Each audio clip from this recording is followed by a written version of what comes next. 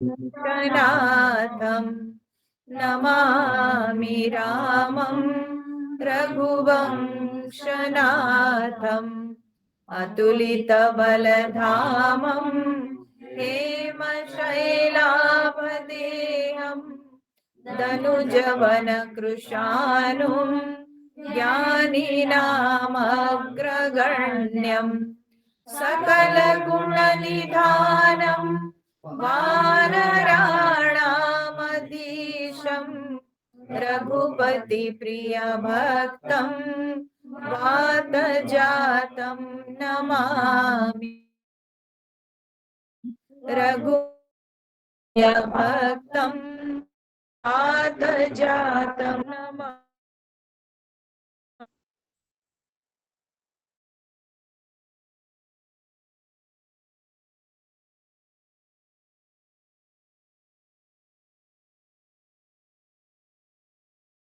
हम लोगों ने देखा कि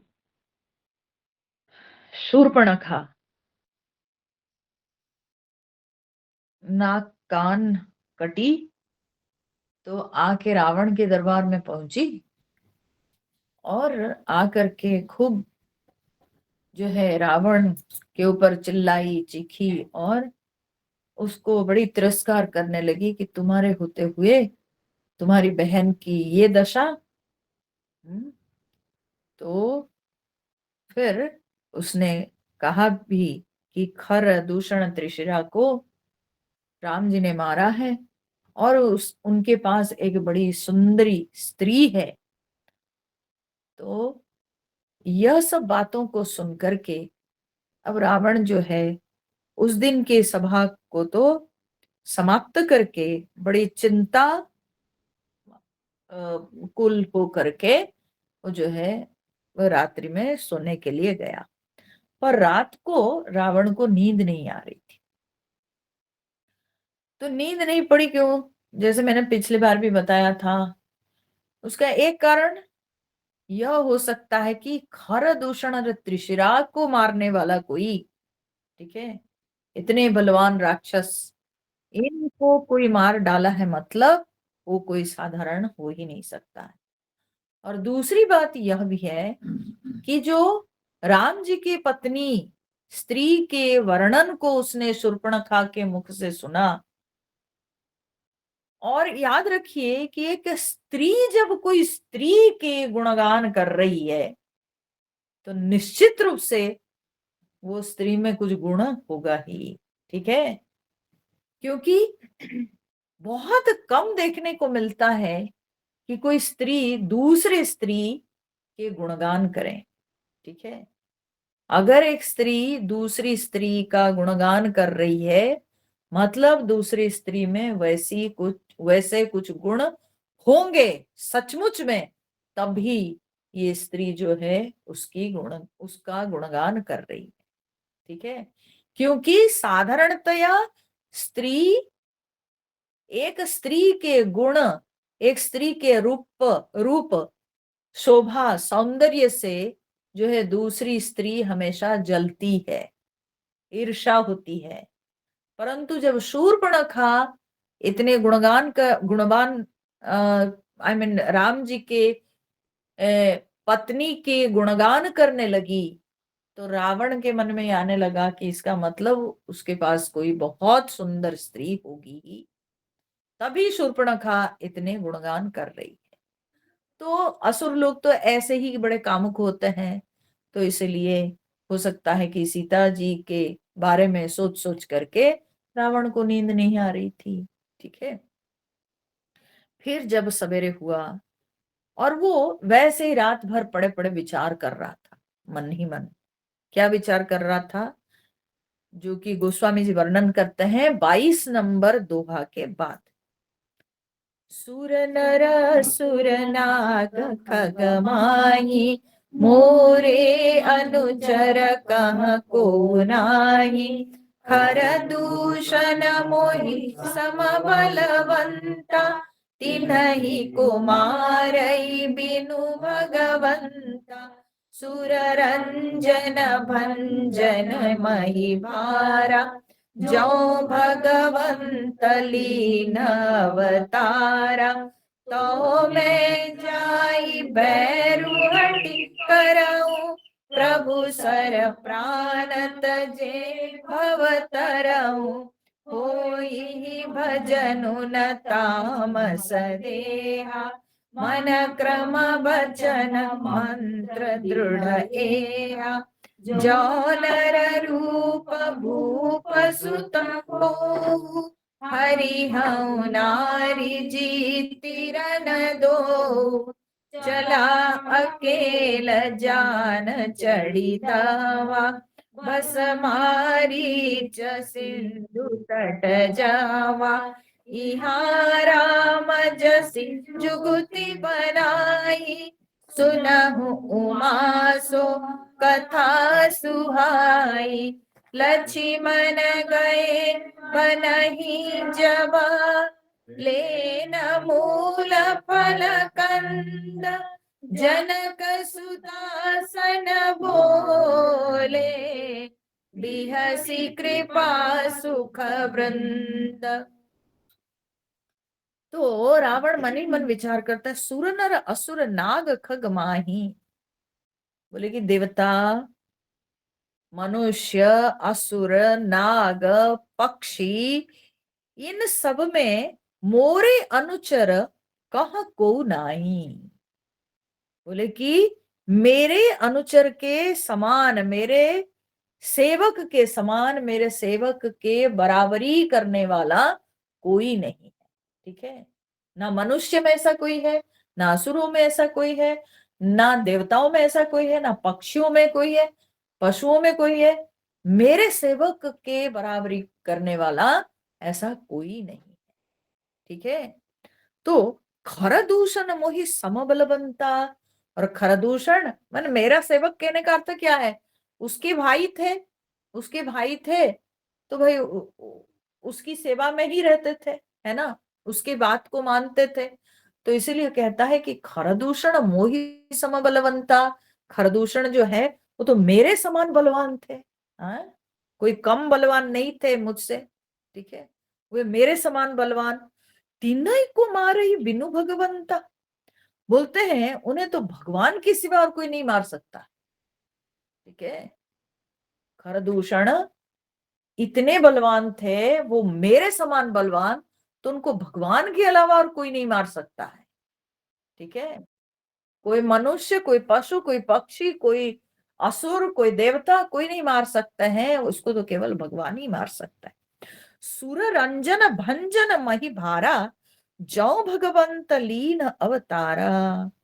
तो कहता है कि अगर सुर रंजन माने देवताओं को रंजन करने वाला, अर्थात देवताओं को आनंद देने वाला, भंजन मही भारा, धरती के भार का भंजन करने वाला, धरती के भार को दूर करने वाला। ठीक है, जो भगवंत लीन अवतारा, यदि भगवान, वो भगवान अगर अवतार लिए हैं, ठीक है, जो कि देवताओं को आनंद देने वाले, धरती के भार कम करने वाले देवता, भगवान अगर अवतार लिए हुए हैं, तो मैं जाई बैरु हठी करूं, बोले तब मैं जाके उनके साथ बैर करूंगा, शत्रुता, हाँ उनके साथ करूंगा। क्यों ना, प्रभु सर प्राण तजे भवतरऊं, है ना, क्यों, क्योंकि ईश्वर के, प्रभु के बाण से अगर मैं प्राण त्यागता हूं तो भवतरऊं, तो मैं ये संसार सागर को पार कर जाऊंगा, मुझे मुक्ति मिल जाएगी। देखो रावण में ये बुद्धि थी, तो कौन कहता है कि रावण निर्बुद्धि है, अविवेकी है? वो अविवेकी नहीं है, बड़ा बुद्धिमान है। ठीक है, तो इसलिए वो भी जो है ये सोच करके जो है मन में, तब जाकर के ऐसा काम वो करता है, मतलब कि मैं ऐसा काम करूंगा, हाँ, है ना, ऐसा इतनी शत्रुता मैं करूंगा कि मैं भगवान के हाथों मारा जाऊंगा ही, भगवान मुझे छोड़ेंगे नहीं। मैं बिल्कुल दया के माने रत्ती मात्र के दया के पात्र नहीं रहूंगा, तो भगवान मुझे मारेंगे। ठीक है, अगर प्रभु ही अवतार लेके आए होंगे तो। ठीक है, समझ में आया? तो भगवान अगर अवतार लेके आए होंगे तो फिर तो मेरे को उन्हीं के हाथों जो है प्राण त्याग करूंगा, तो फिर मैं संसार पार कर जाऊंगा। होई ही भजन न तामस देहा। और फिर वो क्या कहता है, सोचता है कि ये तामस शरीर, ये असुर शरीर जो मिला है, इसमें तो मैं भजन नहीं कर सकता। ठीक है, इसमें भजन नहीं हो सकता है, क्योंकि भजन कीर्तन भगवान के गुणगान के प्रेरणा अंदर से आती ही नहीं। ठीक है, इस तामसिक शरीर में वैसी प्रेरणा आती ही नहीं। मन क्रम वचन मंत्र दृढ़ एहा। इसलिए मन से, कर्म से, वचन से मंत्र दृढ़ एहा, यही मंत्र जो है मैं दृढ़ कर लिया। क्या मंत्र? कि मैं उनके साथ शत्रुता करूंगा। समझ में आया? मैं भजन नहीं कर सकता हूं, मैं भगवान का भजन नहीं कर सकता हूं, मैं भगवान के साथ शत्रुता करके संसार सागर को पार कर जाऊंगा। ठीक है, देखिए, भगवान को मुक्ति देने के लिए, ठीक है, जीव को ये संसार सागर से पार कराने के लिए, ठीक है, भगवान के पास दो रास्ता है, दो उपाय है। क्या दो उपाय है? तो बोले एक है कि भगवान की शरण, और दूसरा है भगवान का शर। ठीक है, अगर कोई भगवान की शरण में जाता है तो उसको मुक्ति मिल जाती है, और नहीं तो कोई भगवान के साथ शत्रुता कर ले और भगवान के शर से उसका प्राण जाए, ठीक है, तो भी मुक्ति मिल जाएगी। क्यों? क्योंकि भगवान के दर्शन करते हुए जब भगवान के शर से किसी का प्राण जाता है तो भी उसको मुक्ति मिल जाएगी। ठीक है, अंतर क्या है ना, जब भगवान की शरण कोई लेता है तो तब वो भक्त की ओर से गति होती है। भक्त जो है, हाँ, आगे बढ़ता है, वो भगवान की ओर देखता है और तब उसको मुक्ति मिलती है। और जब भगवान का सर चलता है तो तब भगवान की ओर से, हाँ, बाण आता है और तब जो है वो भक्त को खींचकर अपने ओर ले जाता है। और भक्त आई मीन जो भी शत्रु, हाँ, रूप में जो भगवान के साथ शत्रुता करता है, तो भगवान के शर से वो भगवान की ओर से कृपा आती है। एक है कि भक्त अपनी ओर से जो है वो भगवान को खींचता है, और दूसरे भगवान जब शर से मारते हैं तो तब भगवान अपनी ओर से जीव को मुक्ति प्रदान करते हैं। तो इसलिए मुक्ति के दो उपाय है, एक है भगवान के शरण में चले जाओ, नहीं तो भगवान के साथ शत्रुता करके उनके शर से प्राण त्याग करो। ठीक है, दोनों प्रकार से मुक्ति संभव है। तो रावण ने किसको चुना? रावण ने बोल मन ही मन सोचा क्या ना, मैं अपने मन से, वचन से, कर्म से यही मंत्र को अपना रहा हूं दृढ़ता के साथ। क्या है कि मैं उनके साथ शत्रुता करूंगा। क्यों? क्योंकि मेरे इस असुर शरीर में भजन कीर्तन नहीं हो सकता है।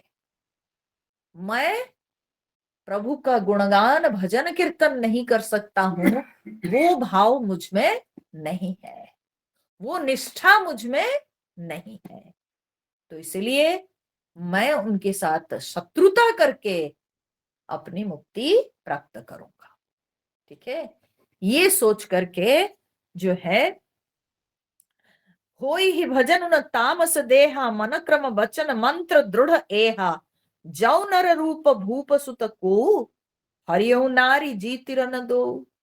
ठीक है, तो अगर वे कोई भगवान प्रभु ही अवतार लिए हैं, तब तो कोई बात नहीं, मैं उनके हाथों मारा जाऊंगा और फिर मैं भवसागर तर जाऊंगा। परंतु अगर वे भगवान नहीं होंगे, हाँ? अगर भगवान नहीं होंगे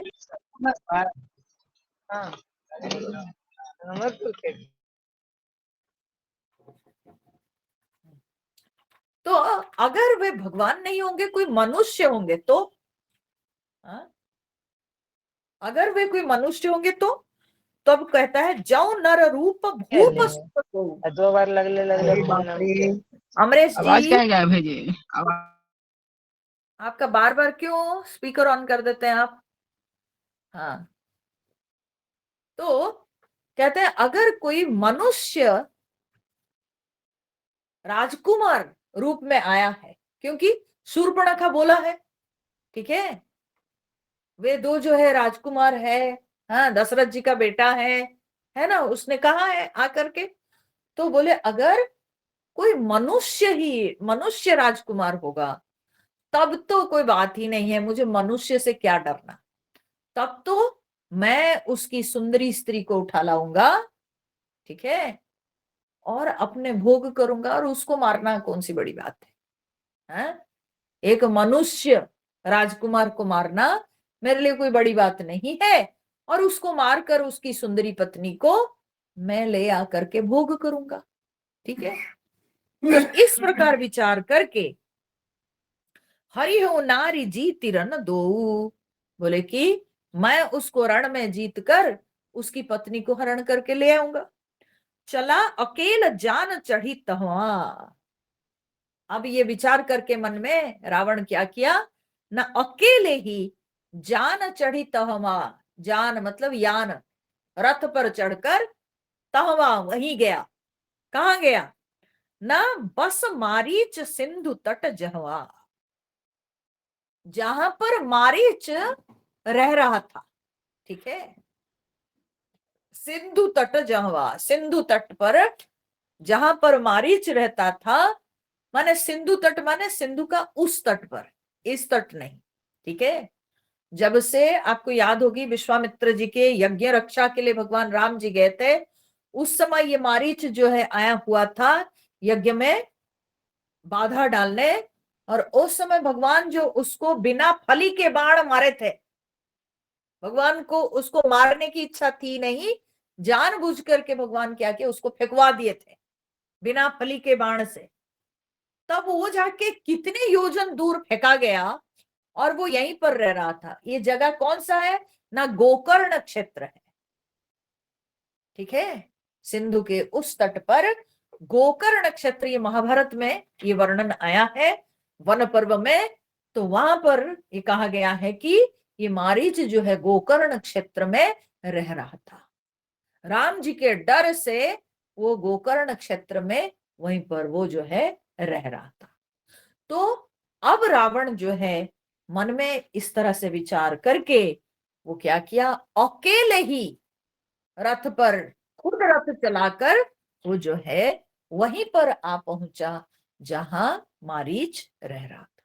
ठीक है, यहां पर प्रश्न उठता है कि भाई वो अकेले क्यों चला आया?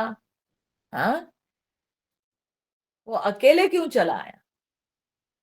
क्यों कोई, यहां तक कि वो ड्राइवर को भी नहीं लाया रथ चालक को भी नहीं लाया साथ में? क्यों अकेले चला आया रावण? क्योंकि रावण के मन में ये जो पाप चिंता आ गई कि ये अगर राजकुमार है तो मैं इसको मारकर इसके पत्नी को हरण करके ले आऊंगा। ठीक है, हाँ? और फिर क्या है कि भाई जानता नहीं ना ये कि नर रूपी ये राजकुमार है कि भगवान है, क्या है, तो इसलिए वो कुछ मन में उपाय, कुछ कपट सोच के आया है। ठीक है, और कपट सोचकर ये जो इनके पत्नी को हरण करना, हाँ, ये जो सोच के आया है पत्नी को हरण करने के लिए, इसलिए वो कोई साक्षी रखना नहीं चाहता था। अपनी ओर से कोई साक्षी इस कुकर्म के लिए, वो जो कुकर्म करने वाला है उस कुकर्म के लिए वो कोई साक्षी रखना नहीं चाहता था। ठीक है, तो इसीलिए वो कोई चालक तक भी नहीं लाया। ये दूसरी बात है कि भले वो साक्षी नहीं रखा, लेकिन साक्षी तो हो ही गया। कौन? ना जटायु, है ना, फिर वानर सब, सुग्रीवादि वानर सब, वे सब साक्षी हो गए, ये दूसरी बात है। परंतु वो अपनी ओर से इस कुकर्म को देखने के लिए कोई भी साक्षी रखना नहीं चाहता था। ठीक है, कि रावण एक स्त्री का अपहरण किया है, हाँ? जो रावण इतना बलवान है, जो रावण को वर मिला है, हाँ? कि कोई देवता, कोई कोई राक्षस, कोई उसको जो है मार नहीं सकता, उसको ब्रह्मा जी से, शंकर जी से वर प्राप्त। वो रावण आज एक स्त्री का अपहरण करने जा रहा है, और वो भी उसके लिए वो सहायता लेगा मारीच का, है ना, मारीच की सहायता ले रहा है। जो रावण इतना बलवान है, वो रावण मारीच की सहायता, हाँ, ले रहा है। तो इसीलिए ये जो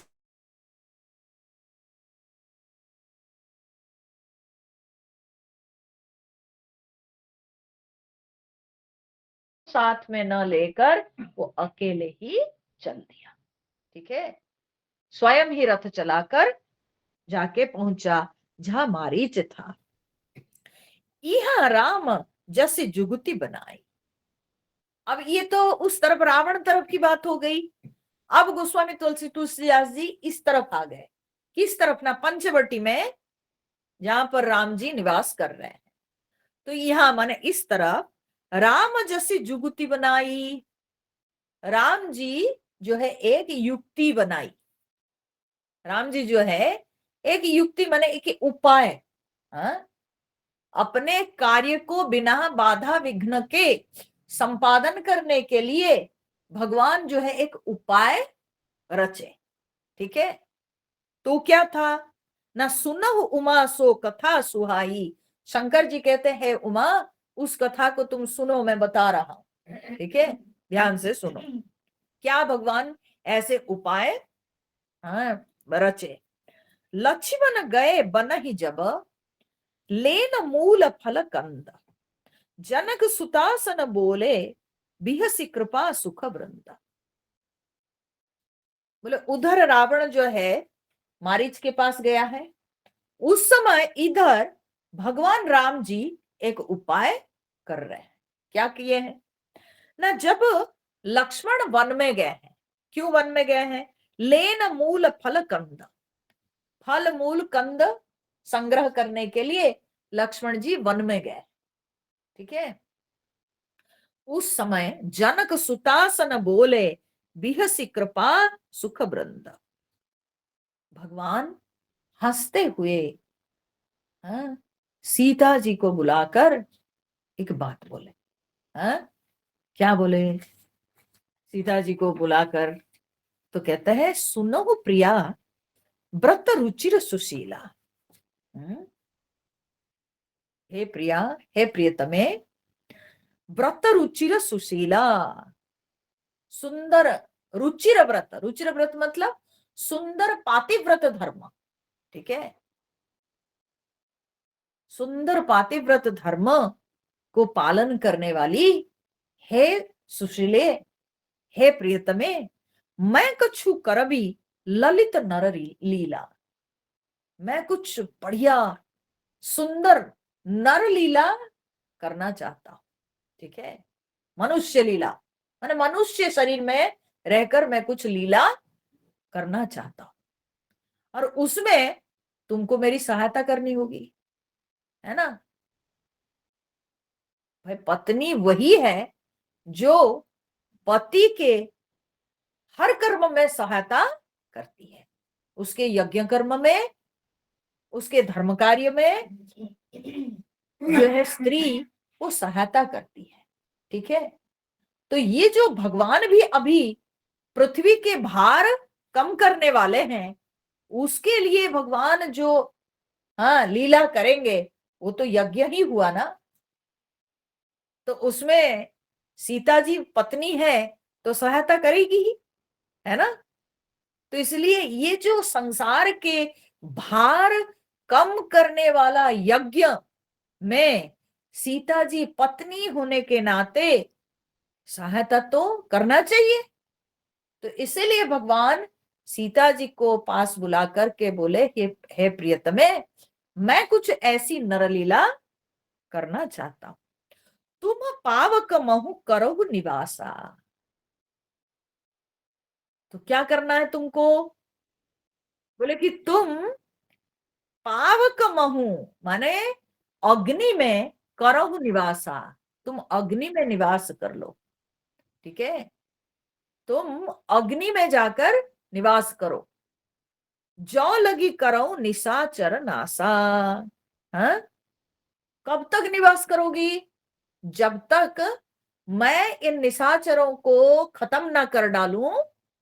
हाँ, बहुत निशाचरों की संख्या बढ़ गई है, मैं जब तक इन निशाचरों को समाप्त ना कर डालूं तब तक तुम अग्नि में निवास करो। अच्छा बोलो कि राम जी बोलती और सीता जी मान जाएगी, जाके अग्नि देवता के यहाँ निवास करेगी? हाँ, सीता जी मान जाएगी? सीता जी तो इतनी जल्दी मानेगी नहीं। बोले कि मैं जाके निवास नहीं करूंगी। तो तब राम जी क्या करते हैं? देखो, इसको वैदिक हाँ अर्थ में समझना चाहिए। तो ये अग्नि जो है, ये अग्नि कहाँ है? बोले मुख के देवता अग्नि। ठीक है ना, मुख के देवता अग्नि है।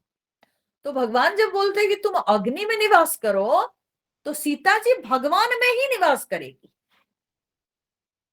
ठीक है, सीता जी तो भगवान की नित्य शक्ति है। ठीक है, तो इसलिए वो भगवान के, और भागवत में जब भगवान के विराट रूप का वर्णन आता है, तो उस विराट के वर्णन में आता है कि भगवान का जो शरीर है, भगवान के जो अवयव है, वो क्या है? तो बोलते वो तेज है, वो अग्नि है। क्योंकि अग्नि से रूप होता है, अग्नि में रूप तन्मात्रा है। जैसे आकाश में शब्द है, वायु में स्पर्श है, अग्नि में रूप है। तो भगवान का जो रूप है वो अग्नि है, अग्नि तत्व है। ठीक है ना। तो इसलिए सीता जी जाके कहा निवास करेगी? अग्नि में, माने विराट रूप में ही, भगवान के अवयवों में सीता जी निवास करेगी। ठीक है, तो इसलिए भगवान ने जब कहा कि तुम अग्नि में निवास करो, तो अग्नि में माने कोई दूसरे अग्नि नहीं है, बल्कि वो भगवान के शरीर का ही अंश है। वो भगवान के रूप, हाँ, तेज, उसी में ही सीता जी समा गई। बोले ठीक है, हाँ, आप ही की इच्छा से मैं प्रकट हुई थी, और आप अभी अपने अंदर मुझे धारण करना चाहते हो, मुझे रखो तो मैं रह जाऊंगी। ठीक है ना। तो वो जो है भगवान के अंदर ही रह गई। फिर सीता जी कहां से आएगी फिर, है ना। तो बोलते हैं कि जौ लगी करो निशाचर नासा, जब तक मैं इन निशाचरों को नहीं मार डालता हूं तब तक तुम अग्नि में निवास करो, अर्थात मेरे अंदर निवास करो। तो जब ही राम सब कहा बखानी, भगवान राम जी जब ये सब बातें उनको समझा के बताए, तो प्रभु पद धरी ही अनल समानी, भगवान के चरणों को मन में धारण करके, हृदय में धारण करके सीता जी जो है अनल समानी, अर्थात सीता जी अग्नि में प्रवेश कर गई। ठीक है, अग्नि में प्रवेश करी। निज प्रतिबिंब राखी तह सीता, तब सीता जी क्या की ना, अपना प्रतिबिंब रख दी। ठीक है, माया सीता। ठीक है, तो अपने माया सीता को, अपने प्रतिबिंब को छोड़ दी। तैसई शील रूप सुबिनीता। बोलते हैं कि वो माया सीता भी उतने ही सुंदर, उतने ही शील स्वभाव के और उतने ही सुबिनीता, विनम्र, माने कोई जो है प्रभेद नहीं। असली सीता जी और माया सीता जी में कोई प्रभेद नहीं, कोई अंतर नहीं। ठीक है। अब देखो इसमें एक सुंदर बात है भाई, भगवत गीता में भगवान ने कहा ये यथा माम प्रपद्यन्ते तांस तथैव भजाम्यहम्। ठीक है। जो जैसे मेरे शरण में आता है मैं उसको वैसे ही देता हूं। ठीक है। जो जिस भाव से मेरे पास आता है मैं उसको वैसे ही, हाँ, प्रसाद देता हूं। ठीक है ना। तो अगर रावण, हाँ, माया मृग छोड़ेगा तो उसको मिलेगा क्या? माया सीता, है ना। जैसे को तैसा। ठीक है। तो इसलिए वो अगर माया मृग छोड़ेगा तो उसको माया सीता मिलेगी, है ना। तो भगवान को तो पता ही है सब कुछ, इसलिए बोले रावण तू क्या माया करेगा, तू माया करने से पहले मैं भी माया अपनी माया रच ली हूं। ठीक है। तू अगर माया मृग माया हिरण छोड़ेगा तो उससे पहले मैं भी जो है तुम्हारे लिए माया सीता रच के रखा हूं। ठीक है। अब देखो इसमें लेकिन कुछ वाल्मीकि रामायण में भी ये कथा उत्तरकांड में एक आती है। ठीक है। और स्कंद पुराण में भी ये कथा आती है। ठीक है। तो इसको समझ लीजिए। वाल्मीकि रामायण के अनुसार तो जो है एक ऋषि की कन्या थी जिसका नाम था वेदवती। ठीक है। और वो तपस्या कर रही थी। उस समय रावण जो है उसके रूप सौंदर्य में लालायित होकर उसको स्पर्श कर लिया। जब स्पर्श कर लिया तब वेदवती जो है अग्नि में प्रवेश कर गई। ठीक है। अग्नि में प्रवेश कर गई, उसको श्राप दे करके कि अरे मूर्ख, मैं ही तुम्हारा मृत्यु का कारण बनूंगी। ठीक है। तुमने मुझे स्पर्श किया, मैं तुम्हारे मृत्यु का कारण बनूंगी, ऐसे कहकर वो प्रवेश कर गई। और वाल्मीकि जी लिखते हैं कि वही वेदवती सीता जी के रूप से आई हुई है। ठीक है ना।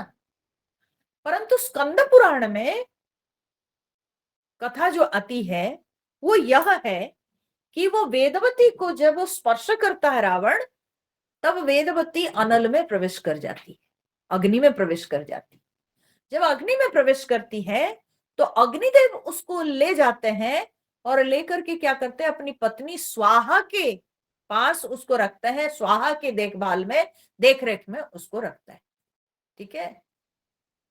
और बाद में जब अभी सीता जी जब अनल में प्रवेश कर गई, अग्नि में प्रवेश कर गई, तो तब छाया प्रतिबिंब कौन बना? तो वही वेदवती जिसको अग्निदेव अपने पत्नी के देखरेख में रखे थे, उसी वेदवती को अभी छाया, सीता जी की छाया मूर्ति, हाँ, उसी वेदवती को ले आए। ये कोई छाया प्रतिमूर्ति नहीं बल्कि वही वेदवती जो है वो आई हुई है।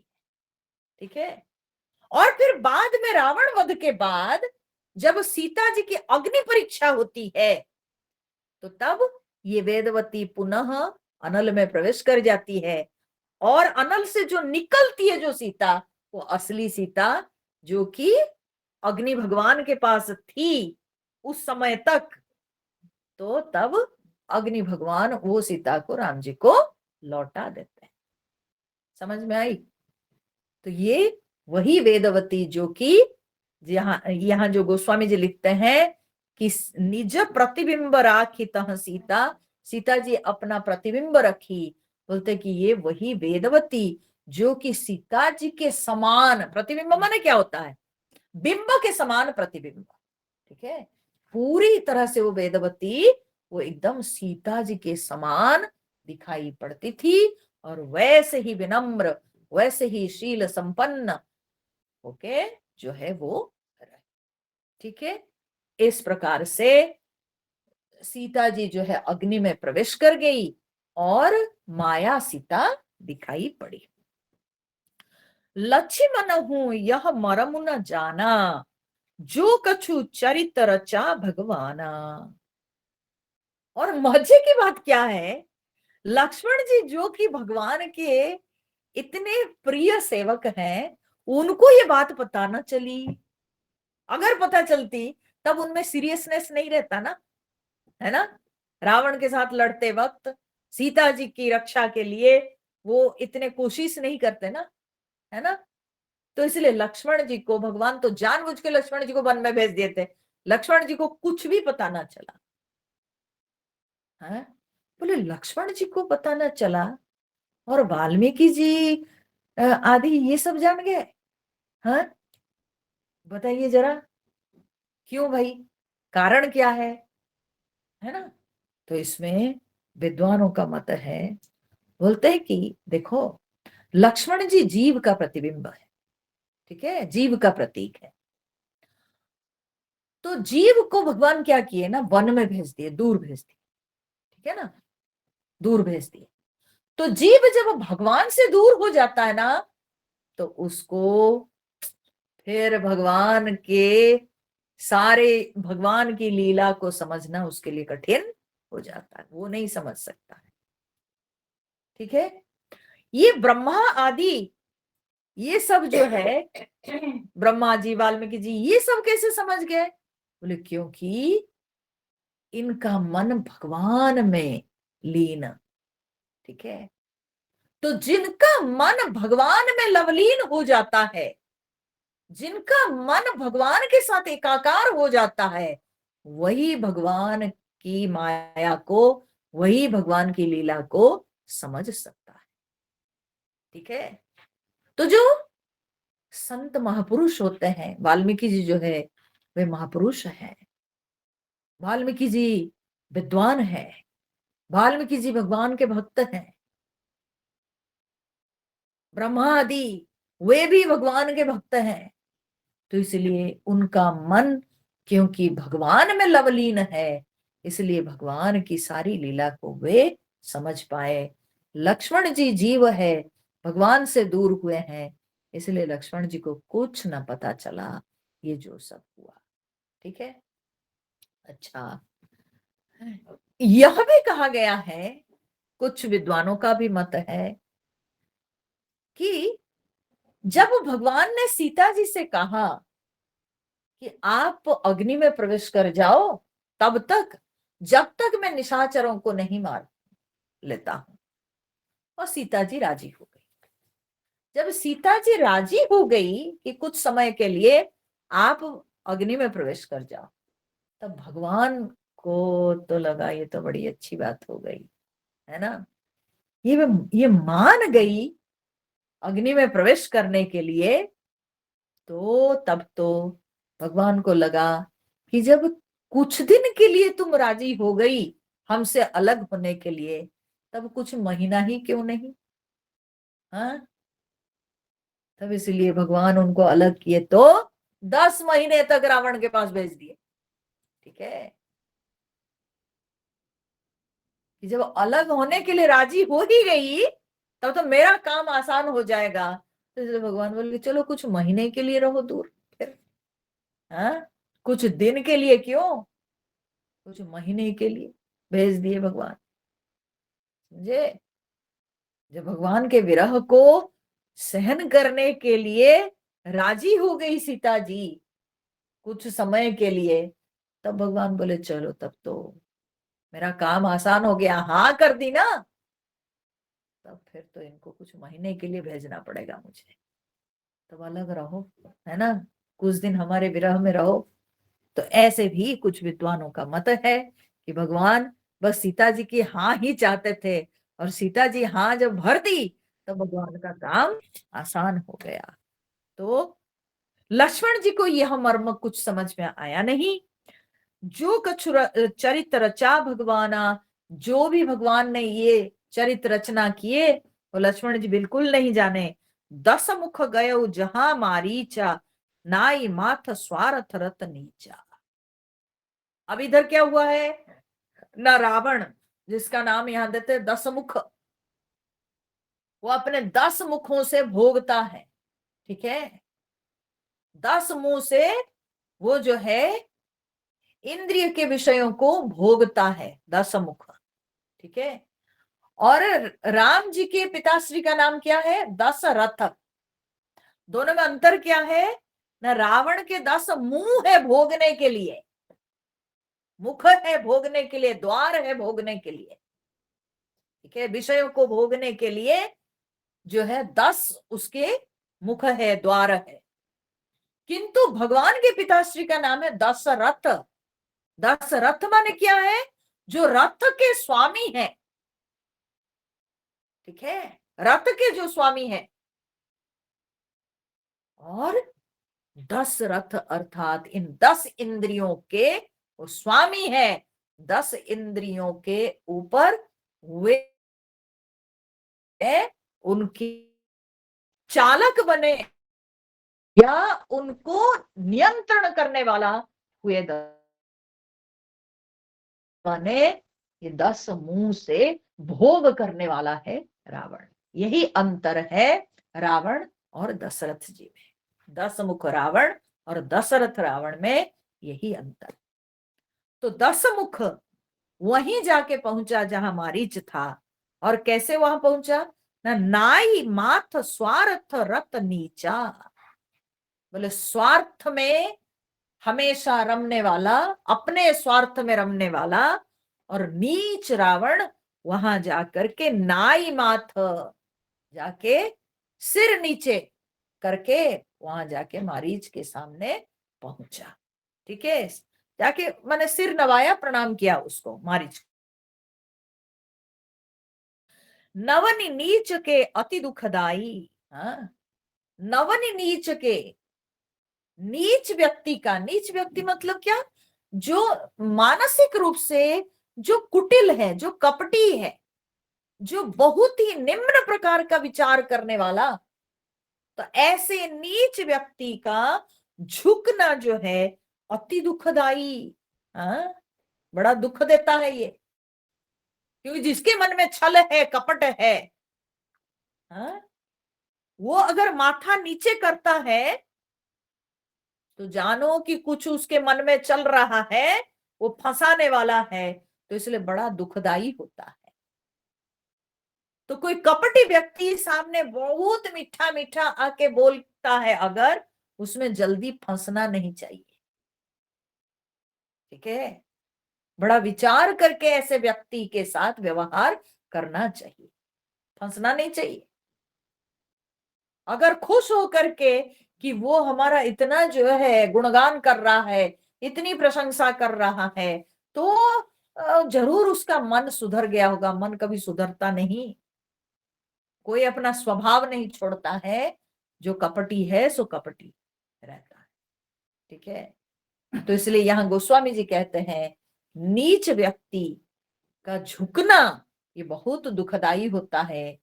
तो यहां पर कहते हैं जिमी, जैसे कि अंकुश धनु उरग बिलाई। बोले जैसे कि अंकुश, धनुष, उरग माने सांप, और बिलाई। ठीक है, बिलाई समझते हैं, बिल्ली। ठीक है, जैसे ये अगर झुकते हैं तो बड़ा दुखदाई है, कुछ ना कुछ गड़बड़ होगा। जैसे अंकुश, अंकुश अगर झुकेगा तो फंसाएगा। अंकुश किसी की ओर अगर झुकेगा तो क्या होगा, फंसाएगा, है ना। तो इसलिए अंकुश अगर झुकेगा तो फंसाएगा। धनुष अगर झुकेगा तो क्या होगा, धनुष के जैसे ही आप रस्सी को ज्यादा खींचोगे तो धनुष और बेंड होगा, झुकेगा। तो जब धनुष झुकता है क्या होगा ना, बाण जाएगा, है ना। तो धनुष जब झुकता है तो वो उससे बाण निकलेगा, तो कोई ना कोई मरेगा, है ना। अंकुश झुकेगा तो वो फंसाएगा, धनुष झुकेगा तो उससे बाण निकलेगा तो कोई ना कोई मरेगा। सांप अगर झुके तो क्या होगा? डसेगा, है ना। अगर सांप झुकेगा तो डसेगा, काटेगा, तो मारेगा। ठीक है। और बिल्ली अगर झुकती है तो चूहा को खाएगी, तो मारेगी, है ना। तो इस प्रकार से ये सब अगर झुकते हैं तो कुछ ना कुछ गड़बड़ ही होता है, कुछ ना कुछ खराब होता है। तो इसीलिए ये नीच रावण जब आकर के मारीच के सामने सिर झुकाता है, मतलब तो निश्चित रूप से कुछ गड़बड़ काम करने वाला। ठीक है, मारीच ये बात को समझ चुका था। भयदायक खल के प्रिय बानी, जिमे अकाल के कुसुम भवानी। शंकर जी पार्वती जी को कथा सुनाते हुए कहते हैं, भवानी भयदायक खल के प्रिय वाणी। खल व्यक्ति, दुष्ट व्यक्ति के प्रिय वाणी, प्रिय वचन माने मीठी बोली। बोलते हैं ये तो जो है ना बहुत ही भयदायक है, डरावना है, कुछ ना कुछ विपत्ति लेके आएगी। दुष्ट पुरुष की मीठी बोली ये जो है कुछ ना कुछ जीवन में बड़ी विपत्ति लेके आने वाली है। जिमे अकाल के कुसुम भवानी। बोलते हे भवानी, जैसे कि अकाल कुसुम माने असमय में अगर कोई फल फूल पेड़ में दिखाई पड़ते हैं, असमय में बिना सीजन के अगर दिखाई पड़ते हैं कोई फल फूल, तो देखने वाला का अच्छा नहीं होता है, भला नहीं होता है। ठीक है, खुश मत हो जाइए, अरे देखो है मेरे बगीचा में, देखो कैसे अभी आम फला है। हाँ, ये टाइम आम का टाइम नहीं है, लेकिन देखो मेरे बगीचे में ठंड में कैसे आम फला है। तो बोलते हैं ये गड़बड़ है, ये अच्छा नहीं है। असमय में फल फूल दिखना ये अच्छा नहीं है। तो करी पूजा मारीच तब, सादर पूछी बात, कवन है तुमन व्यग्रति अकसर आय हुतात। तब मारीच ने भी उसकी पूजा करके, वो जैसे आके मारीच को नमस्कार किया, तो मारीच ने भी, रावण तो राजा है तो इसलिए उसकी पूजा करके उसको सादर पूर्वक पूछा। क्या पूछा? कवन है तु मन व्यग्रति, किस कारण से तुम्हारा मन इतना व्यग्र है, बताओ। क्यों तुम्हारा मन इतना व्यग्र है, इतना मन चंचल तुम्हारा है। तुम्हारे हाव भाव से पता चलता है कि तुम्हारा मन स्थिर नहीं, कुछ तुम्हारे मन में चल रहा है। बताओ किस कारण से तुम्हारा मन इतना व्यग्र है। अकसर आय हुतात, हे तात, हे प्रिय रावण, अकसर आयहु। अकसर मतलब क्या है? कैसे अकेला? अक्सर इसका अर्थ है एक सर। एक सर मतलब क्या होता है? अकेला, एक सिर। एक सिर आना मतलब क्या होता है? कोई व्यक्ति को हम कहेंगे अरे तुम एक सिर, एक सर आया है। एक सर मतलब अकेले आए हो, तुम्हारे साथ दूसरा कोई नहीं कि दूसरा सिर और दिखाई पड़ेगा। ठीक है, भले रावण के 10 सिर थे, परंतु रावण अकेला आया है, उसको इंगित करते हुए कहते हैं कि अकसर मतलब एक असर।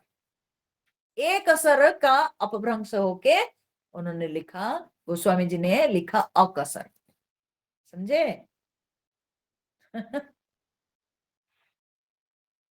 नहीं तो समझ में आएगा नहीं कि क्या अकसर, अकेला क्यों? क्योंकि एक असर माने अकेले आए हो। ठीक है, तो क्यों तुम अकेले आए हो बताओ। हाँ? 10 मुख सकल कथा ते ही आगे, कही सहित अभिमान अभागे। तब 10 मुख जो है सारी कथा उसके आगे सुनाई। यानी उसके मन में जो बात विचार था उसको उसने मारीच के आगे रखा।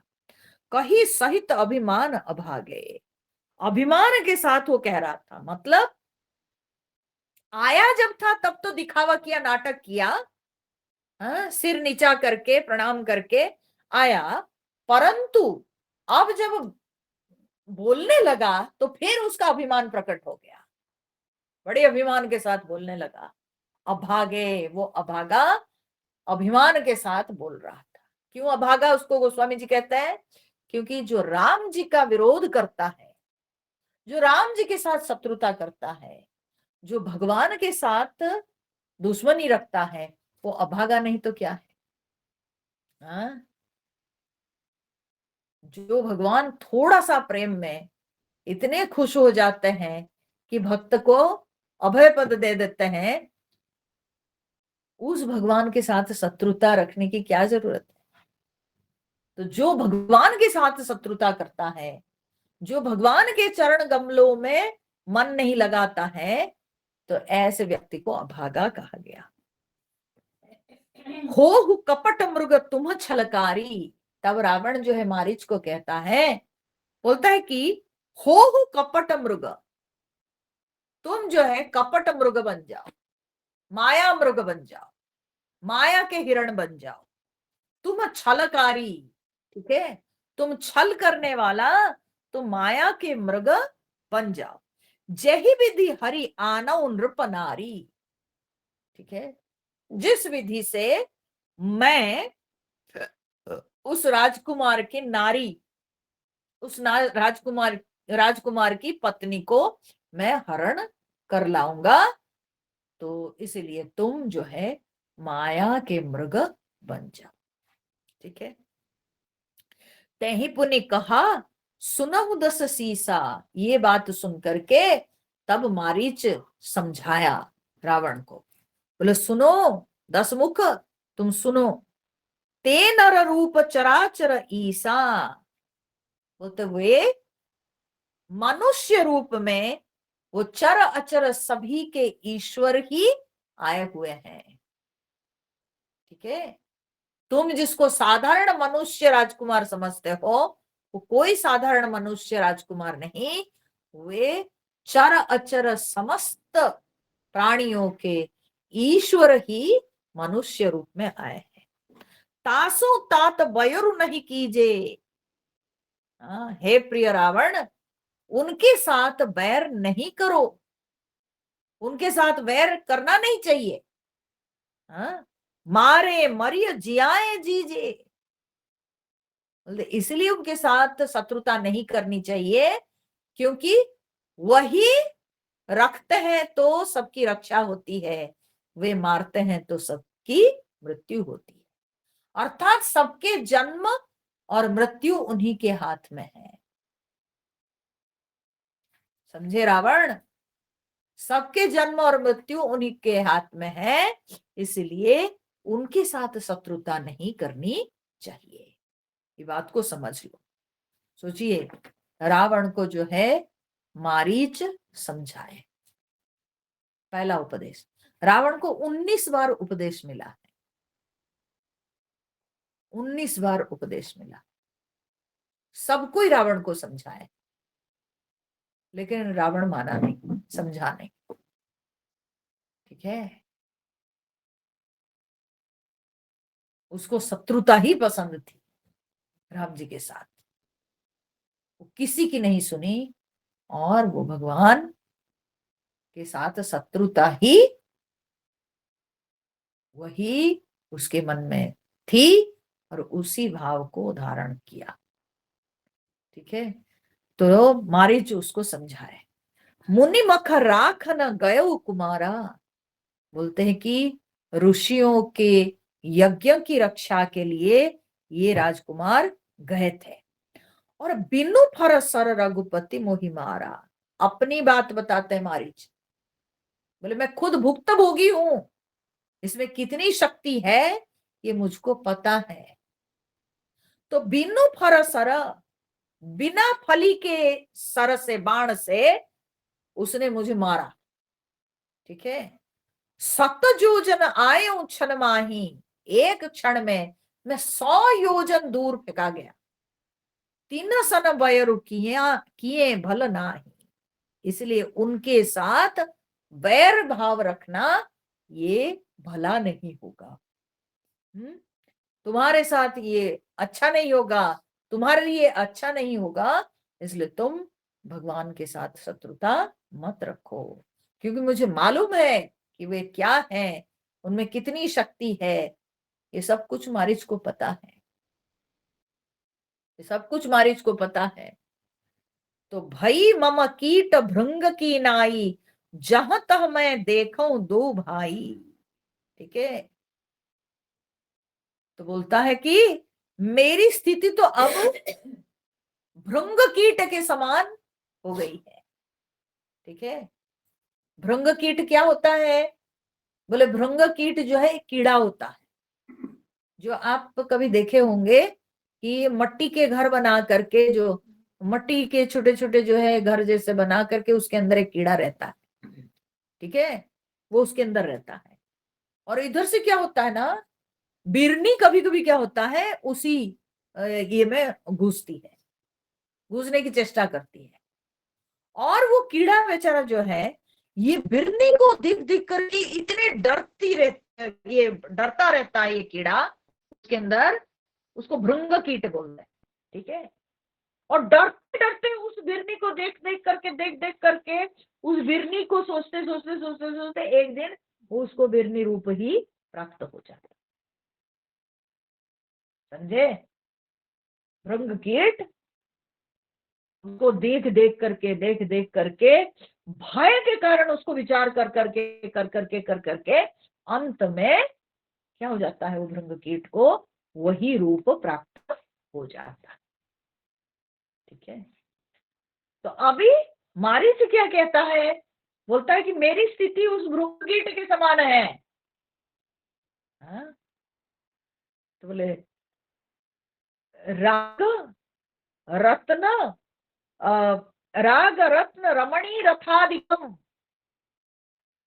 माने र अक्षर के जितने नाम है, वाल्मीकि रामायण में ये आता है। तो बोले र अक्षर में जितने नाम हैं, जितने शब्द हैं, उन सारे शब्दों को सुनने से मुझे केवल राम राम दिखते हैं। ठीक है, राजा, रत्न, रमणी, रथ आदि जितने र अक्षर के सब शब्द हैं, उन शब्दों को सुनने से मुझे तो केवल राम ही राम दिखते हैं, मुझे तो केवल राम ही राम सुनाई पड़ता है।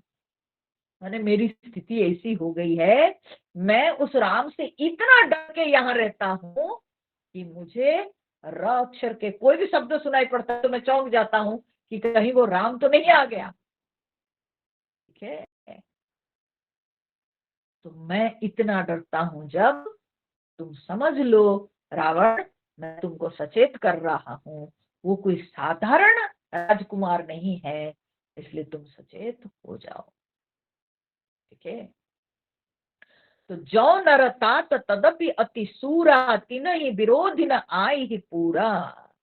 बोले हे प्रिय रावण, यदि हाँ, यदि वे मनुष्य हैं, हाँ, तो भी अति सूरा, तब भी वे बड़े शूरवीर हैं। मान लेते हैं अगर थोड़ी देर के लिए कि वे मनुष्य है। ठीक है, वे मनुष्य शरीर धारण किए हैं, वो एक मनुष्य है, तब भी मैं अपने अनुभव से कहता हूं, जब वो तीर मारा था, जो 100 योजन फेंक दिया, तो उसी से अनुमान लगाओ कि वो कितने शूरवीर नहीं होंगे। इसने बड़े वो पराक्रमी है, अगर मनुष्य भी है तब भी बड़े पराक्रमी है, तो इसलिए तीनों ही विरोधी न आई पूरा, उनके साथ विरोध भाव रखना पूरा नहीं होगा, अर्थात तुम्हारी मनोकामना पूरी नहीं होगी, तुम नहीं पार पा सकते उनको। इसलिए मन से शत्रुता वाली बात को हटा दो। मारीच समझाने की कोशिश की, जही ताड़का सुबाहु हति, खंडे हर को दंड, खर दूषण त्रिशिरा बधेऊ मनुज की असबरी बंड। तो बोलते हैं जिन्होंने ताड़का सुबाहु हति मतलब हत्या किए, जिन्होंने ताड़का सुबाहु को मारकर हर कोदंड, हर मनुष्य शंकर के धनुष, धनुष का भी एक नाम होता है कोदंड। धनुष शब्द का एक समान अर्थबोधक शब्द है कोदंड, ठीक है ना, कोदंड। तो बोलते हैं जिन्होंने शिव धनुष को, हर कोदंड माने शिव धनुष को खंडेऊ तोड़ डाले, ठीक है। खर दूषण त्रिशिरा बधेऊ, और जिन्होंने खर दूषण त्रिशिरा को मार दिए मनुज की असबरी बंड। भला कोई मनुष्य कोई इतने बली हो सकता है क्या, बताओ जरा। जिसने इतने सब जो है कर्म, इतने कांड कर चुके हैं, जो ताड़का को मार चुके हैं, सुबाहु को धनु चुके हैं, मार चुके संस्कृत में, और उसी को यहाँ पर अवध में कहा गया बरीबंड। ठीक है। तो कहते हैं वो कोई मनुष्य हो सकता है क्या। जाहु भवन अत कुशल विचारी, बोले इसलिए अपने घर कुशल सोचकर विचार करके सुनत जरा दीने सी बहुगारी। तो उन्होंने जब समझाया कि तुम अपने घर लौट जाओ, अपने घर परिवार के सोच, रावण सरुता मत करो, मत लो। ये बात को सुनकर सुनत जरा दीने से बहुगारी, इसको सुनकर के रावण बहुत जल उठा और फिर खूब गाली दिया, खूब गाली दिया, ठीक है। तो गुरु जी ने मूढ़ करसी मम बोधा, गाली देके बोलता है तुम गुरु के जैसे, अरे मूढ़ मुझे जो है ज्ञान दे रहे हो, गुरु के जैसे तुम मेरे को ज्ञान दे रहे हो, अपने आप को गुरु समझ रखे हो। कहू जग मोहि समान को जोधा, बताओ मूर्ख, ये संसार में, ये जगत में मेरे समान योद्धा कौन है, बताओ। तब मारीच हृदय अनुमान, जब रावण की इतनी सारी बातें सुनी और इतनी गाली को जब सुना, तब मारीच मन ही मन विचार किया, हृदय में जो है वो पूरा विचार किया, बहुत मैंने गहराई से विचार किया मारीच। अब बोला नव ही विरोध है नहीं कल्याण, ठीक है, कि ये 9 व्यक्तियों से विरोध करने से, नव ही विरोध है, ये 9 व्यक्तियों से विरोध करने से नहीं कल्याण, किसी का कल्याण नहीं होता है। मारीच ऐसे विचार किया। कौन है वो 9 लोग जिनके साथ विरोध करने से व्यक्ति का कभी कल्याण नहीं होता है। तो कहते हैं शस्त्री, शस्त्री मतलब जो हाथ में शस्त्र ले रखा है, जिसके हाथ में भाई कोई जो है मारणास्त्र है, ठीक है। तो बोले कि शस्त्री का विरोध करना उचित नहीं, क्यों, क्योंकि उसके हाथ में जब मारणास्त्र है वो मार सकता है, तो इसलिए शस्त्री का विरोध नहीं करना चाहिए। मर्मी, मर्मी मतलब जो मर्म को जानता है, माने आपके अंदर की बात जो जानता है, आपके मर्म की बात, आपके अंतर की बात को जो जानता है, उसके साथ कभी विरोध नहीं करना चाहिए। अगर विरोध कीजिएगा तो वो पूरी तरह से सबके सामने आपके अंदर की बात को वो फैला देगा, सबको बोल देगा। तो इसलिए ऐसे मर्म को जानने वाला पुरुष के साथ कभी विरोध नहीं करना, लड़ना नहीं। प्रभु, प्रभु मतलब क्या है ना, स्वामी, मालिक, है ना। तो मालिक के साथ नहीं करना चाहिए नौकर को जो है कभी विरोध नहीं करना चाहिए। करने से उसका दाना पानी रुक जाएगा भाई, कौन रखेगा, कौन खिलाएगा, है ना। तो इसे मालिक के साथ नहीं करना चाहिए। सठ सठ मतलब मूर्ख, मूर्ख के साथ विरोध नहीं करना है। मूर्ख व्यक्ति के साथ विरोध कीजिएगा तो उसको तो कोई है नहीं ज्ञान, है ना, वो क्या कर बैठेगा कोई ठिकाना नहीं। हाँ? और धनी, धनवान के साथ भी विरोध नहीं। धनवान के साथ विरोध करने से उसके पास तो धन है, वो धन के बल पर जो है कुछ भी कर सकता है। वैद्य, वैद्य जो है डॉक्टर, डॉक्टर के साथ विरोध करोगे तो क्या दवाई दे देगा, दवाई नहीं, दवाई के नाम पर पता नहीं जहर दे देगा, विष को दवाई बना के दे देगा, तो कोई ठिकाना नहीं। ठीक है, तो इसलिए डॉक्टर के साथ कभी शत्रुता नहीं करनी चाहिए, विरोध नहीं करना चाहिए। और बंदी, बंदी मतलब क्या होता है, बंदी जन वे होते हैं जो राजा महाराजाओं के गुणगान करते हैं, है ना, भाट लोग जो होते हैं, तो उनके साथ विरोध करोगे ना तो ये गुणगान की जगह क्या करेंगे, निंदा गान करेंगे। ठीक है, तो इसलिए उनके साथ विरोध में।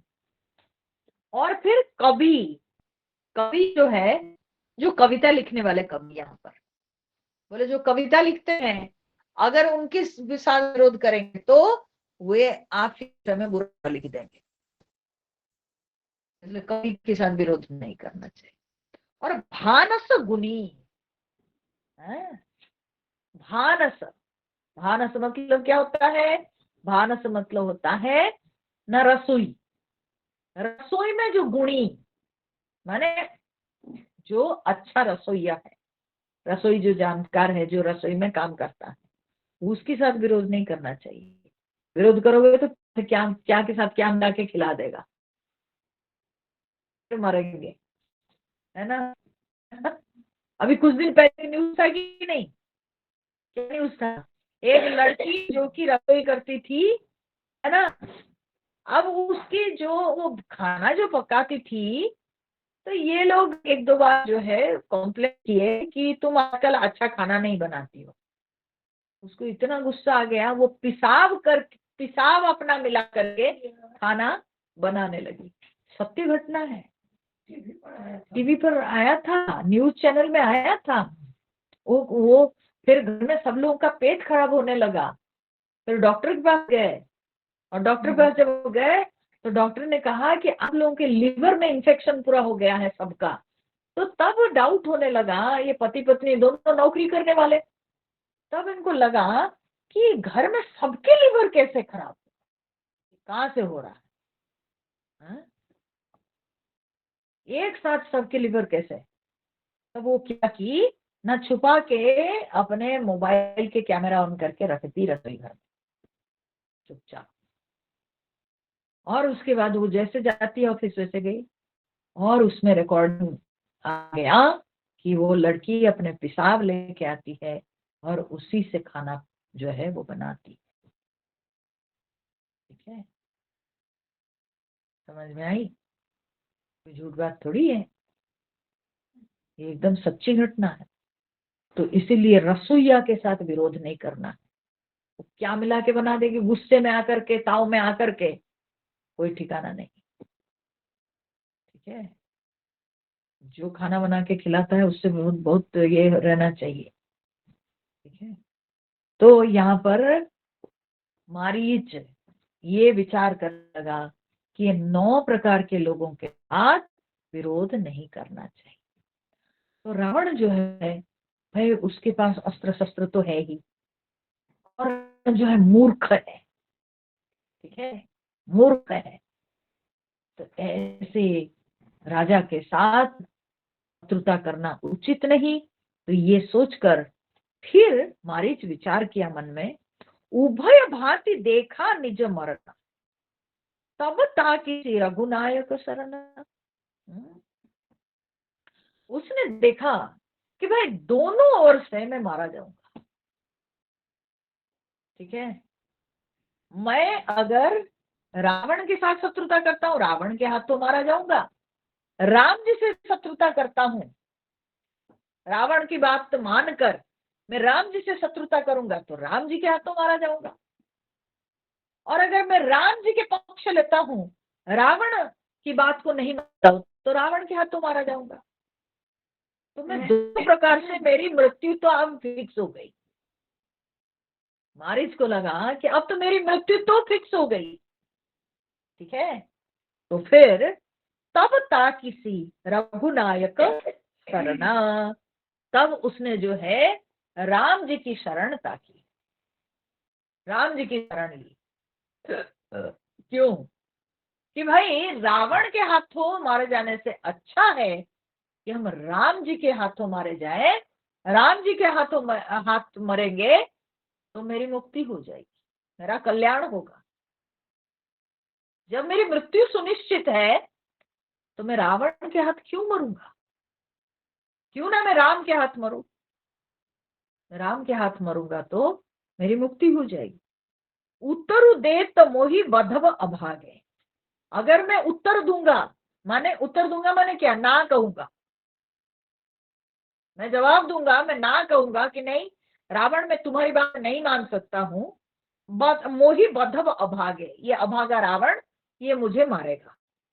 कसन मरो रघुपति सर लागे। हाँ? तो बोलता है तब क्यों ना मैं रावण जी के बाण से मरूं, है ना, राम जी के, रावण नहीं, राम जी के बाण से ना क्यों ना मैं मरूं। हाँ? अगर मैं उत्तर देता हूं रावण को, मैं ना कहता हूं तो रावण मुझे मारेगा, तो क्यों ना मैं राम जी के बाण से मरूं, है ना। रामात अपि मर्तव्यम, मर्तव्यम रावणात अपि, वाल्मीकि जी कहते हैं, वाल्मीकि रामायण में लिखते हैं कि मारीच विचार करने लगा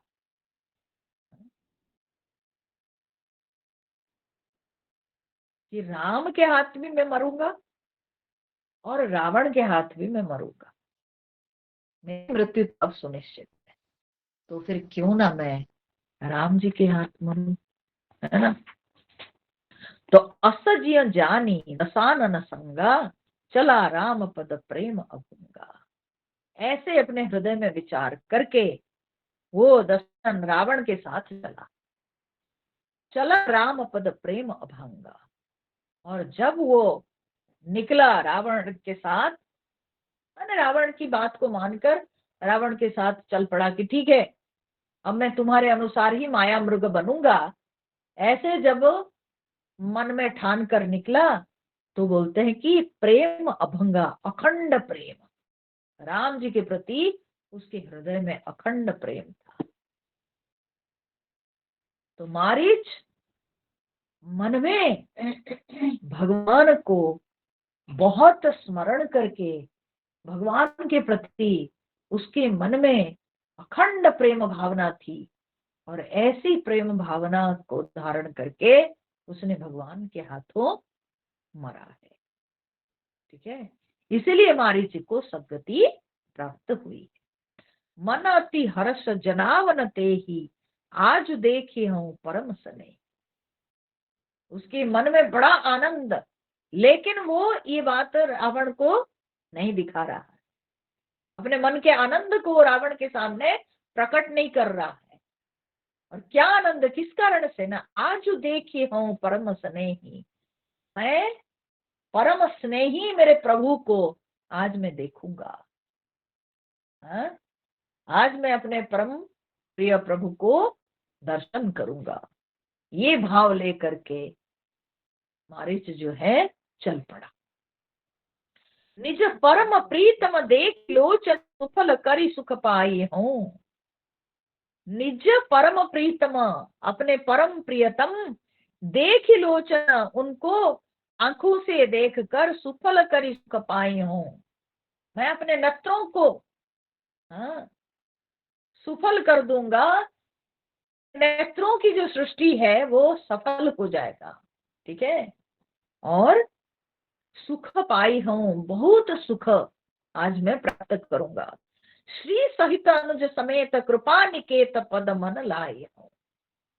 तो सीता जी के साथ, उनके छोटे भ्रा लक्ष्मण जी के साथ कृपा निकेत प्रभु रामचंद्र जी के चरणों में मन लाई हूं, मैं अपने को लगा दूंगा।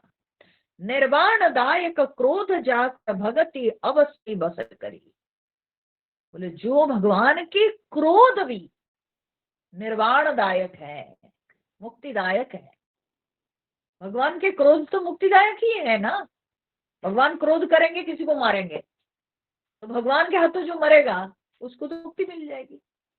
तो बोले जिनके क्रोध निर्वाण प्रदान करता है, जिनके क्रोध से मुक्ति मिलती है, और जिनकी भक्ति से भगति अवसही बस करी, जो जिनकी भक्ति से अवसही, अवसही मतलब जो परमात्मा किसी के वश में नहीं, वो अवश्य परमात्मा को अवसही बस करी, बस में कर लेते। तो जो भगवान के क्रोध भी निर्वाण प्रदान करता है, और जो भगवान की भक्ति बोलते वो अवश्य परमात्मा को बस में कर देती है। ठीक है, बोले कि अरे भगवान का आज मैं दर्शन करूंगा। निज पानी सर संधानी सो मोहि बधी ही सुख सागर हरि। बोलते वे सुख के सागर हरि भगवान राम जी आज अपने हाथ से सरसंधान करके आज मेरी हत्या करेंगे। माने भगवान तो मरने का कितना आनंद ये मारीच को ही अनुभव हुआ है। तो मारीच इतने आनंदित होके जा रहे हैं, आज मैं मेरे प्रभु मेरे परम प्रियतम के हाथों मैं मारा जाऊंगा, मैं मरूंगा आज मेरे प्रियतम के हाथों। मम पाछे धर धावत धरे सरानन बाण, सरासन बाण। और फिर मन ही मन जाते समय मारी विचार कर रहे हैं कि मम पाछे धर धावत, कैसे मारेंगे भगवान? पीछे पीछे भगवान जो है इस पृथ्वी पर दौड़ दौड़ कर, जब मैं भागूंगा, मैं हिरण के रूप में, माया हिरण के रूप में उनके सामने प्रकट होऊंगा, तो वे मेरे पीछे पीछे दौड़ दौड़ कर पृथ्वी पर दौड़ दौड़ कर, धर्म पृथ्वी, तो इस पृथ्वी पर दौड़ दौड़ कर धरे सरानन बाण, हाथ में धनुष बाण धारण करके भगवान जो है इस पृथ्वी पर दौड़ दौड़ कर मैं पीछे करते हुए भागेंगे, और मैं उनके आगे आगे फिर फिर प्रभु विलोकी हूँ। और हिरण क्या करता है? भागता है, जब पीछे मुड़ के देखता है ना, जो उसके पीछा करता है उसको मुड़ के देखता है। तो बोले मैं भी वैसे ही हिरण के रूप में फिर मुड़ मुड़ करके मेरे प्रियतम प्रभु का दर्शन करूंगा, बार बार दर्शन करता रहूंगा। धन्य न मुँह सम आनंद। इससे मालिक अपने आप को धन्य समझ रहा है, मेरे समान इस धरती पर और दूसरा कौन धन्य है। मैं बार बार भगवान का दर्शन करके भगवान के हाथों मरूंगा, आज मेरा कितना भाग्य है, मेरे समान भाग्य किसका? तेहि बना निकट दशानन गयऊ तब मारीच कपट मृग भयऊ। जब रावण उस वन के, माने जहां पर रघुनाथ जी पंचवटी में जहां रहते थे, उस वन के निकट हो गया रावण, फिर निकट पहुंच करके उतर रह गया छुप के, और उसके बाद मारीच कपट मृग का वेश धारण किया। कुछ वर्ण न जाई, ऐसा वेश धारण किया, बड़ा विचित्र, बड़ा अद्भुत वेश था, उसका वर्णन नहीं कर सकते हैं। कनक देह मणि रचित बनाई, पूरा एकदम सुवर्ण का देह, सुवर्ण की देह और मणि रचित बनाई, और उसके देह में पूरा मणि जड़े हुए थे सब। ठीक है, ऐसा मृग कभी आप दुनिया में देखे हैं? ऐसे हिरण कभी देखे हैं? अभी देखो दंडकारण्य में आते ही सब देखिए कैसे माया ही माया, सब माया। ठीक है, सब कुछ माया ही माया। सीता जी माया हो गई, माया सीता। ठीक है हिरण माया। ठीक है, सब कुछ माया, जो देखो सो माया ही माया। तो सीता परम रुचिर मृग देखा, और सीता जी इतने सुंदर जो है मृग को देखी। और जब इतनी सुंदर मृग को उन्होंने देखा, अंग अंग सुमनोहर वेशा, उसके अंग अंग इतनी सुंदर एकदम दिखाई पड़ रहे थे, इतना सुंदर उस मृग का रूप था। सुनहु देव रघुवीला सुंदर। पिताजी बोलती, हे देव, आप हमारे ऊपर एक कृपा कर दीजिए। ये मृग बड़ा सुंदर है, इसके छाल कितना सुंदर होगा। हाँ, ये सोने का मृग है तो इसकी छाल कितना सुंदर होगा। तो इसको मतलब क्या है, मारकर इसके छाल को व्यवहार करना चाहिए हम लोगों को। तो इसलिए इस मृग को ला दीजिए। सत्य संद प्रभु बधी करी एही, आनहु चर्म कहती वही दे। तो जानकी जी ने कहा कि हे सत्य प्रतिज्ञ प्रभु, आप इसको मारकर इसके छाल ला दीजिए ना। ठीक है, अब सोचो यहाँ पर एक बात विचार है, सीता माया नहीं हो कौन है फिर? क्योंकि असली सीता होती तो क्या अभी भी वो, सबसे पहली बात है कि क्या कभी वो हिरण के प्रति लालच होती?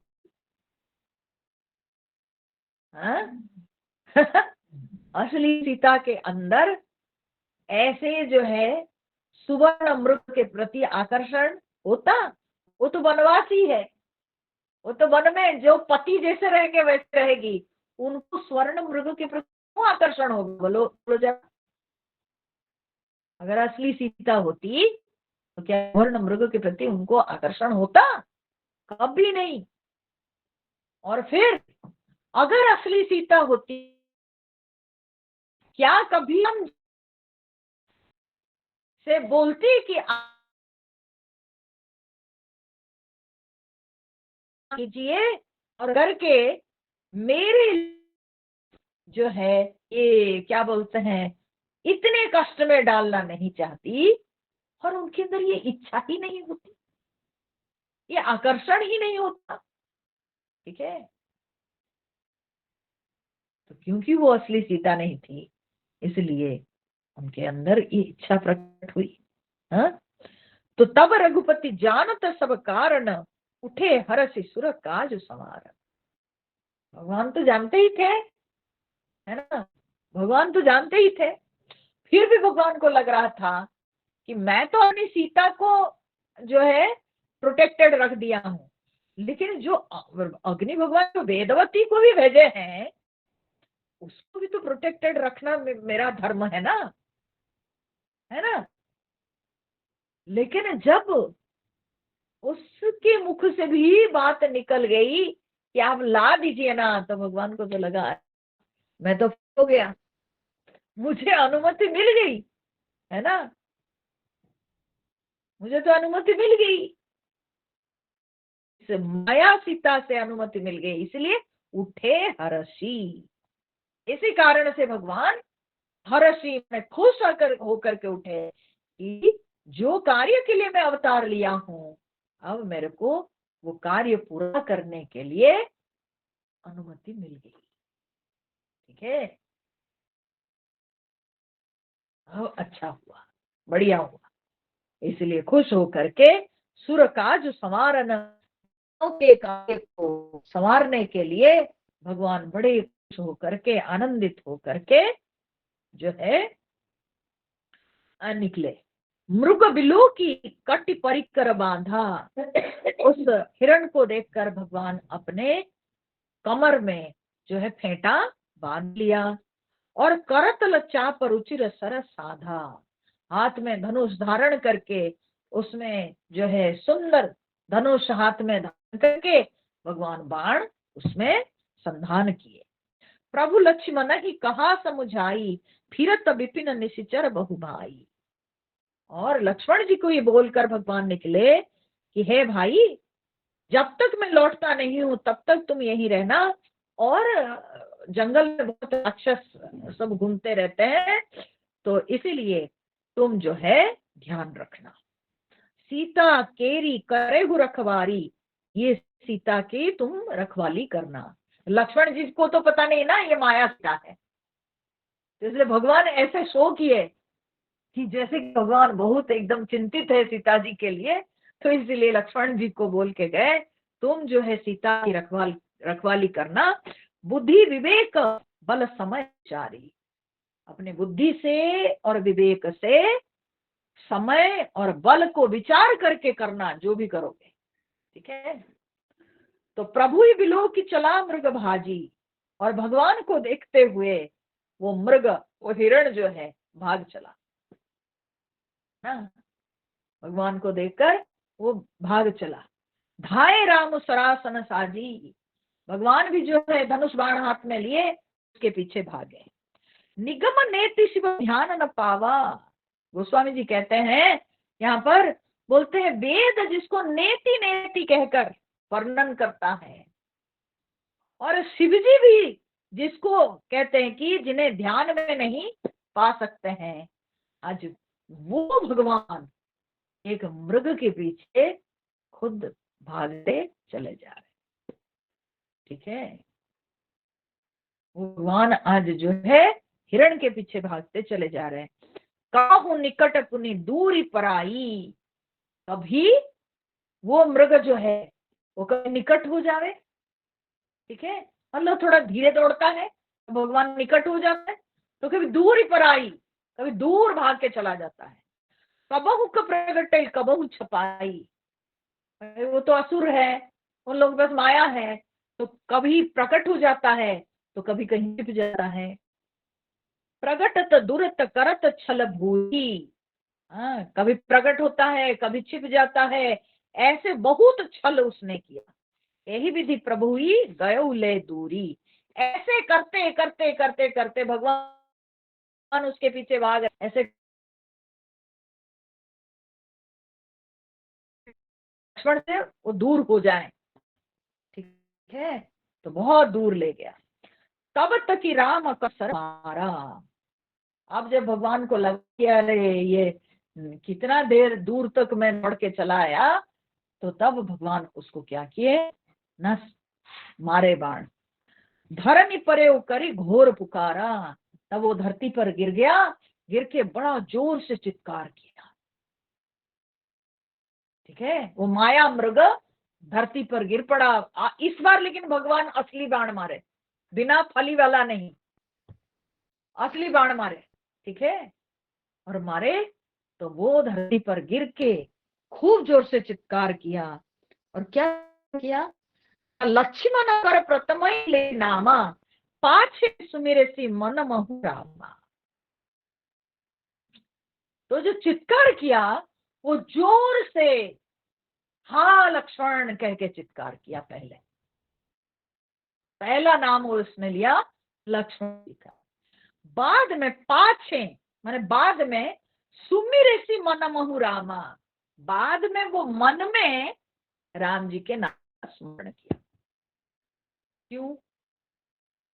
क्योंकि वो जो है जोर से लक्ष्मण जी के नाम लिया कि लक्ष्मण जी सुनेंगे और सुनकर के भाग चले आएंगे, तो भाग चले आएंगे तो सीता जी अकेली हो जाएगी और तब रावण अपना कार्य कर पाएगा, ठीक है। तो इसीलिए वो जोर से लक्ष्मण जी का नाम लिया, परंतु उसके हृदय में तो भगवान के प्रति भक्ति है, ठीक है भाई। वो रावण को वचन दिया इसलिए रावण का काम भी किया, परंतु हृदय में भगवान के प्रति भक्ति है, तो वो मरने से पहले हृदय में भगवान को स्मरण किया, भगवान के नाम धीरे से लिया। ठीक है, हाँ राम कहता तो लक्ष्मण जी को फिर लगता कि अच्छा, हाँ, तो मतलब राम जी मार दिए किसी को, इसलिए राम नाम को धीरे से लिया कि कोई सुन ना पाए। ठीक है, पर लक्ष्मण जी के नाम को जोर से लिया कि लगेगा कि कोई राम जी को मारा, इसलिए शायद राम जी हाँ लक्ष्मण कह के पुकारे। दूर से आ रही ना, तो इतना स्पष्ट नहीं होगी आवाज कि राम जी की आवाज है या किसी और की आवाज है। ठीक है, तो इसलिए वो लक्ष्मण जी के नाम को जोर से लिया और राम जी के नाम को बाद में मन में स्मरण किया। ठीक है, और प्राण तजत प्रगटे से निज देहा, प्राण त्यागते समय, अब तो भगवान के हाथों मारा गया, अब तब प्राण त्यागते समय वो अपने जो असुर शरीर है उस शरीर में आ गया, वो कपट शरीर गया। सुमिरे श्री राम समेत स्नेहा, और उसने बहुत प्रेम भाव के साथ राम जी का स्मरण किया। अंतर प्रेम तासु की चरना, भगवान उसकी हृदय के जो प्रेम है उसको भगवान पहचान गए। भगवान समझे कि उसके हृदय में प्रेम है, वो मेरा भक्त बन चुका है, अब मेरा शत्रु नहीं है, वो मेरा भक्त बन चुका है। तो इसलिए मुनि दुर्लभ गति दीन सुजाना, भगवान उसको मुनि दुर्लभ गति प्रदान किए, अर्थात भगवान अपने पद उसको प्रदान किए, तो भगवत पद प्राप्त किया। ठीक है, ईश्वर पद प्राप्त किया, उसको मुक्ति मिल गई। ठीक है, विपुल सुमन सुर बरसहि गावहि प्रभु गुण गाथ, निज पद दीन असुर कहूं दीन बंधु रघुनाथ। तो जब भगवान के हाथों मारीच की मृत्यु हुई, मारीच का उद्धार हुआ, तो देवता लोग बहुत सारे पुष्प वृष्टि किए और सब के सब जो है भगवान के प्रभु के गुण गान किए, और उसके बाद बोलते हैं कि असुर को भी भगवान अपना पद प्राप्त कराए, क्योंकि भगवान है दीन बंधु रघुनाथ, भगवान दीनों के बंधु हैं। अपने भगवान की शरण में जो आते हैं, जो भगवान के भक्त लोग होते हैं, तो भगवान उनके बंधु है, भगवान उनके रक्षक हैं। भगवान इसलिए मारीच को अपनी गति प्रदान किए, अपना पद प्रदान किए, इस प्रकार से मारीच का कल्याण हुआ। यद्यपि मारीच माया मृग धारण करके वो भगवान को जो है अलग किया, हाँ, सीता जी से, परंतु मारीच के हृदय में राम जी के प्रति अखंड प्रेम था, इसलिए भगवान उसके हृदय के प्रेम भाव को देखकर उसको सद्गति प्रदान की। तो इस प्रकार से मारीच की मृत्यु हुई, तो देवता लोग खुश हो गए। क्यों? देवता लोग गिन रहे हैं, एक एक राक्षस सब मर रहे हैं, हल्का हो रहा है ना। तो मारीच मारा गया, पहले खरदूषण त्रिशिरा मरे थे, अब मारीच मारा गया, तो देवता लोग गिन रहे हैं एक एक करके, है?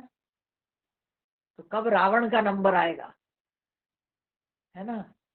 तो अब तो उसके लिए पूरा एकदम तैयार हो रहा है, पूरा क्षेत्र पूरा तैयार हो रहा है, तो इसलिए देवता लोग और खुश हो गए, तो भगवान के ऊपर पुष्प वृष्टि किए करके अपने अपने धाम चले गए देवता लोग। अब उसके बाद क्या होता है उसका हम लोग कल देखेंगे। आज के लिए हरिओम। श्री राम जय राम जय जय राम, श्री राम जय राम जय जय राम, श्री राम जय राम जय जय राम, श्री राम जय राम जय जय राम, श्री राम जय राम जय जय राम, श्री राम जय राम जय जय